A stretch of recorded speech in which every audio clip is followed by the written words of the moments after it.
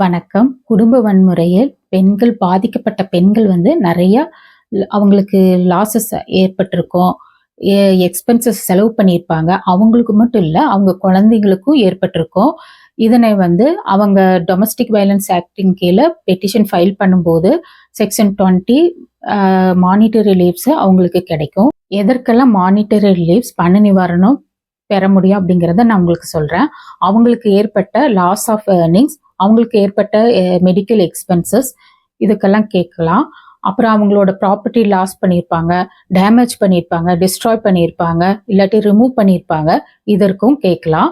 அவங்க மெயின்டெனன்ஸும் மானிட்டரி ரிலீஃப்ஸ்ல கேட்கலாம்.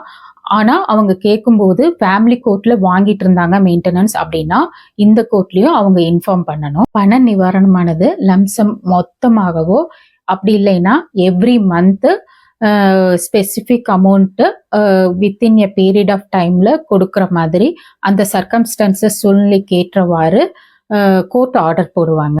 இப்போ அவர் மெயின்டெனன்ஸ் அமௌண்ட் பே பண்ணாமலே இருக்கிறாரு அப்படின்னா டைரக்டா அவர் வேலை பார்க்குற இடத்துல இருந்து அவருக்கு வர அமௌண்ட், எம்ப்ளாயிட்ட இருந்து வர அமௌண்ட்டை பிடித்தம் செய்யலாம். அந்த அமௌண்ட்டை இவங்களுக்கு வர்ற மாதிரி செய்யலாம் இந்த பெண்ணுக்கு. அது மட்டும் இல்ல, இவர் ஒருத்தருக்கு கடன் கொடுத்துருக்காரு அப்படின்னாலோ அந்த அமௌண்ட் வரும்போது இந்த பெண்ணுக்கே டைரக்டா வர மாதிரி பண்ணலாம். இவருக்கு ஏதாவது இன்கம் சோர்சஸ் இருந்தாலும், அதாவது ரெண்ட் வர்ற மாதிரி இருந்துச்சுன்னா அந்த மாதிரி எல்லாம் இருந்தா கூட இந்த பெண்ணுக்கே டைரக்டா வர மாதிரியும் பண்ணலாம்.